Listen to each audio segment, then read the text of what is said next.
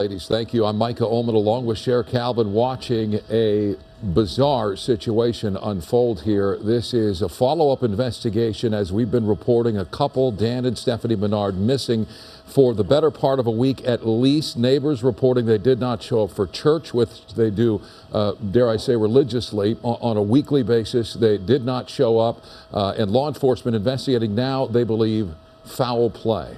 Right. They believe foul play here, and we've been watching for about 10 minutes here. Authorities with a battering ram going in here with a bulldozer into this house, the house of the Menards. Again, they went missing on Sunday. They did not show up to these normal activities, as Micah mentioned, going to church with neighbors, and then the neighbors discovered their car that was parked up the road with the key still in the ignition. And they found it very strange that the car would have been there. The Menards both have some disabilities. One has diabetes, the other one has trouble walking and was without her walker, or her cane rather. And so the neighbors went back to this house that we're looking at right now that has been destroyed as part of this investigation. They went back to this house and they found Stephanie Menard's bag in the home.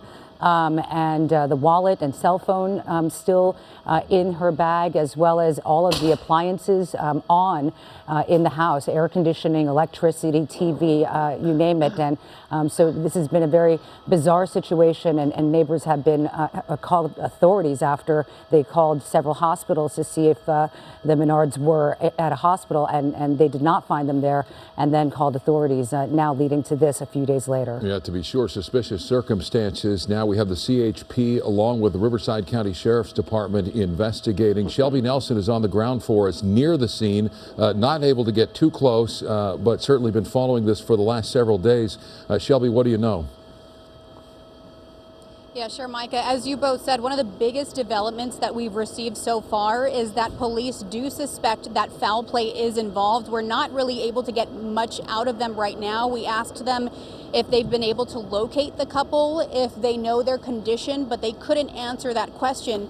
What I could tell you about, and what we've been talking about for these past few hours, is how heavy this law enforcement presence is out here right now. I'm going to step out so you can see what it looks like right behind us. Sure, Micah, as you said, I haven't been able to get as far. A few days ago, we were further up this road. This is Kiesel Road. As you can see, CHP has it blocked off, but this is the road that leads up to Olive Dell Ranch Nudist Resort. And again, that is where Stephanie and Dan Menard live. They're both in their 70s, and as we have been reporting, they're a very vulnerable couple because of their ailments. Dan suffers from dementia. He also has diabetes. Stephanie, on the other hand, has difficulty walking, and she can't leave the home or can't really go anywhere without her cane.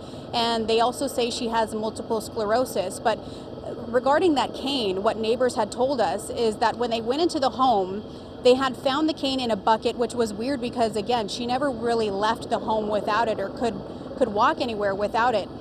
But rewinding back to when we were out here just a few days ago, what we're talking about in terms of, we always talk about missing persons cases, but what makes this bizarre is the fact that they are a very, they follow routine, is what their friends tell us, that they're very habitual.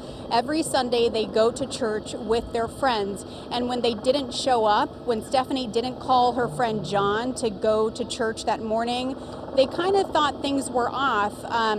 John went and knocked on their door. They didn't hear Cuddles, their dog, barking, which the dog always barks.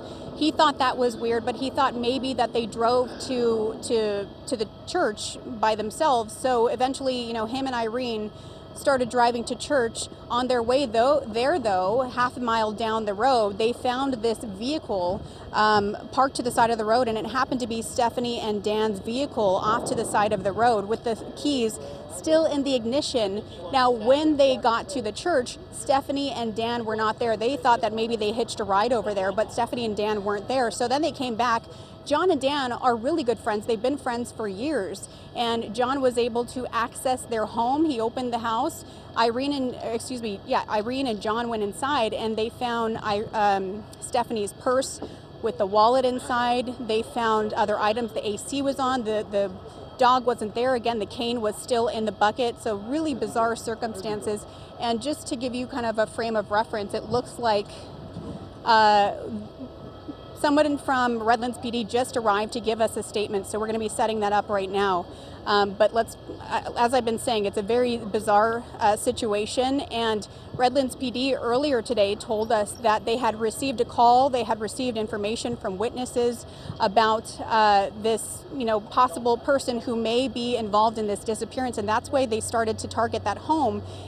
From my understanding, it's a home that's right below the Menards, and that's the home that we've been seeing SWAT teams kind of disassemble and ram through.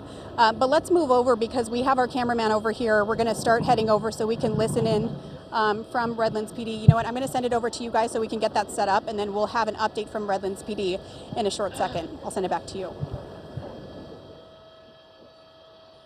To you as soon as you get that statement from authorities. Thank you. All right, and as we get more information, we will come back to the scene live. We want to move on to other news here at